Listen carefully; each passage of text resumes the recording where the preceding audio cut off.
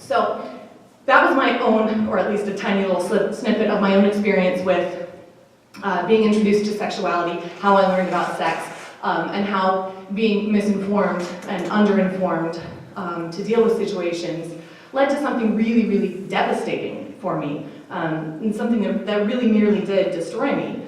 I think that it's so important for children and even adults, because obviously none of you are children, you're all past the stage of having been in a situation where you might have gotten this kind of education. At least I don't think there are any kids here. But I don't know how many of you have children or have young children or want to have children someday. But regardless, I think children and adults alike need to have a safe space where they can ask questions. Questions that might feel embarrassing or awkward, but that are normal, acceptable questions, like for a child to ask, why am I getting hair in weird places? Or, why is one breast bigger than the other, right? Things where you're like, I can't ask anybody that, it's too embarrassing. But they're legitimate questions, and I don't think that they need to be met with embarrassment and shame. And I think when we do that, we teach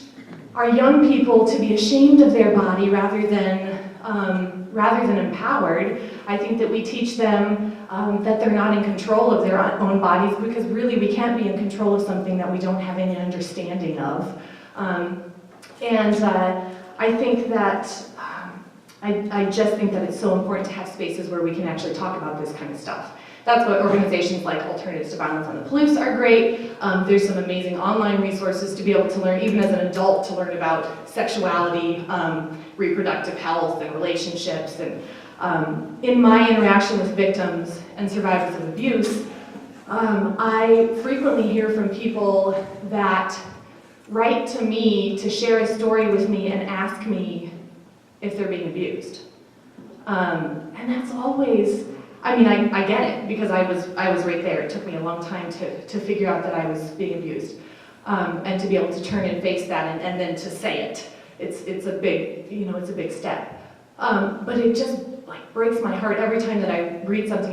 Even earlier today, I got a letter from a gal who described a situation to me, and she said, I don't think that I was abused, but a friend of mine, I told her, and she thinks I was, and it was a very abusive situation. And this person that wrote to me, I know is going to have stuff to work through because of it, and it just, it breaks my heart to see people being hurt because they're not made aware of things that we should really, really know about and be prepared for.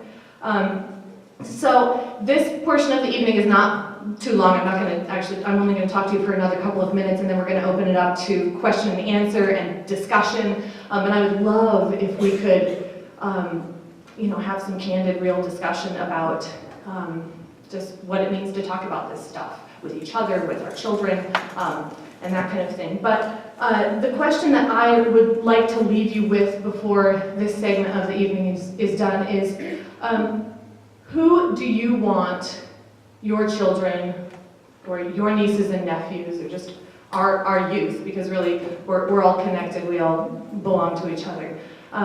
Who do you want our youth to learn about sexuality and relationships from?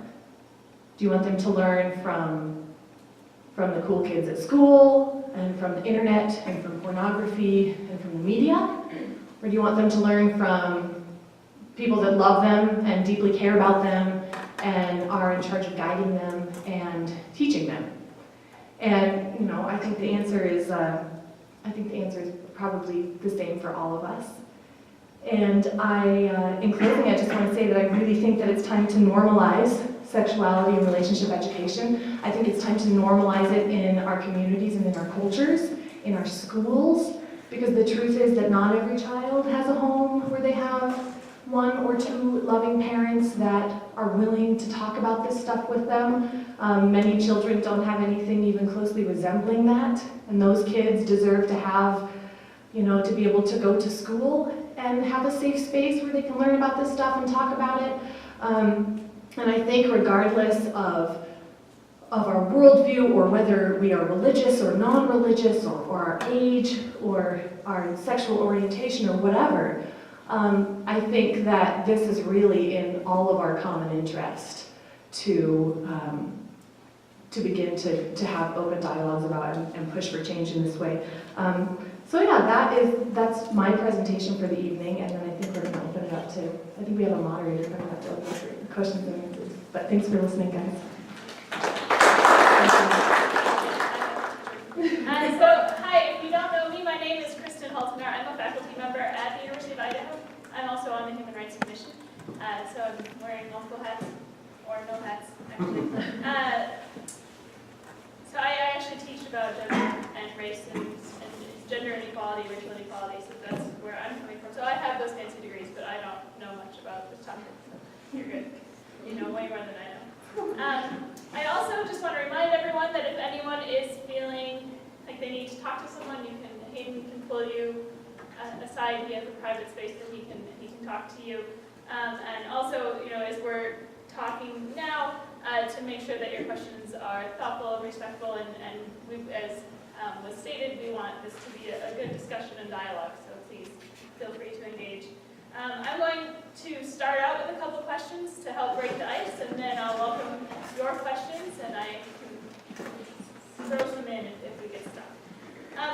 So as you were talking, I was thinking about something that happened recently at my house. I have an 8-year-old stepson, and I just had a baby a few months ago, who's at the hardware store with Dad.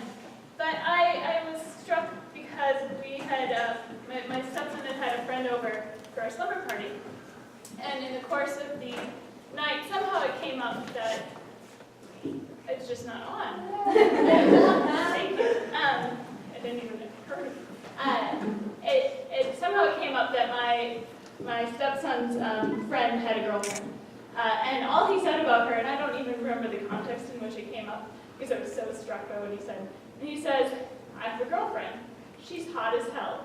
He's 9 years old. And both my husband and I were like, what did he just say? What?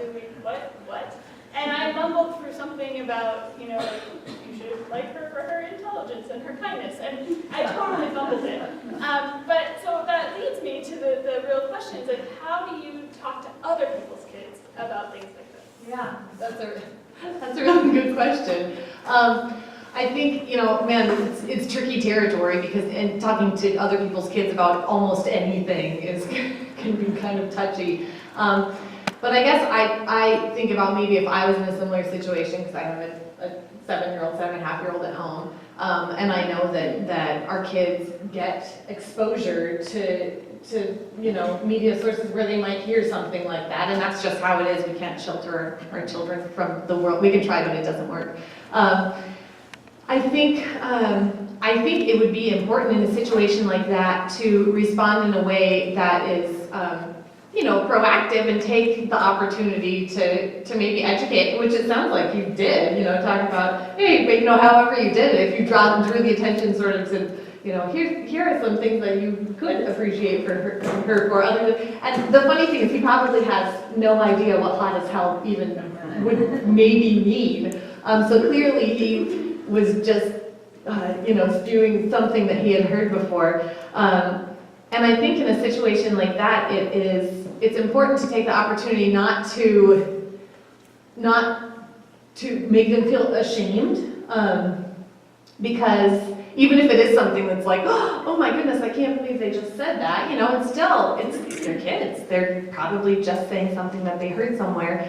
And if I was in the same situation, I would probably do something similar to you and maybe just take the opportunity to sit down and say, what does that mean? Or where did you hear that? What does that mean to you? What does hot as hell mean? And chances are, no, right? But I really think that just providing a safe space to be able to talk about it, and not like, how dare you say that, never say anything like, I don't want to hear you say anything like that again, don't talk like that around my son or whatever.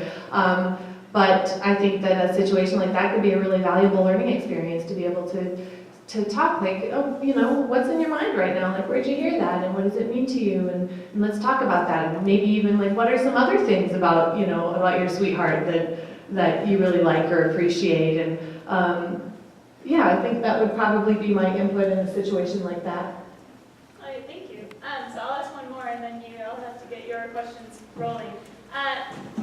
So another question I had, you were talking about the need for good sex education. Do you know of places that have good examples? Not really.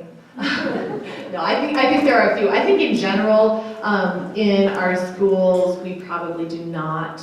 I would say that I don't know.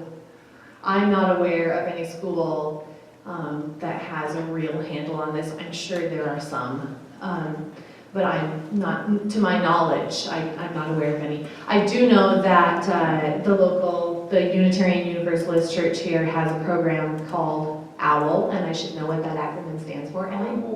Oh, thank you. Yeah, our whole lives.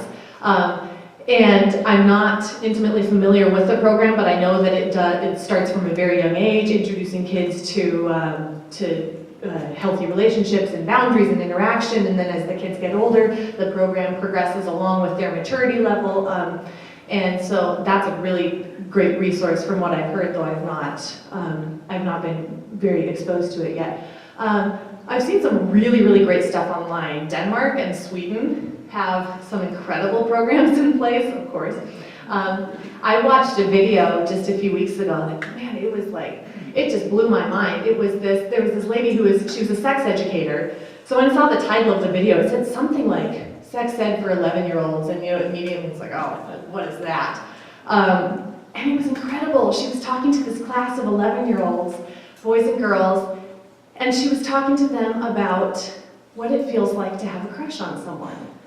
And physically, so she would ask them questions, and they were having this just productive, engaging discussion about it. And she would say, what does it feel like when you have a crush on somebody? And the kid would raise their hand, oh, I feel kind of tingly. She'd be like, yeah, I know what you mean. So when you see that person that you really like, what do you want to do or say? Oh, I really want to spend time with them. And some kids would say oh, the rest of the room gets blurry, and really just talking with these kids about this real stuff, real physical, emotional, mental stuff that we feel from a young age, that we need to talk about. And the video was probably only 4 or 5 minutes long. And when it was done, I was like, oh, I want to see more of this. I want to know how to do this. And it was just wonderfully healthy. So there are, maybe it's not really rampant, but there are some great resources like OWL and some great resources online to be able to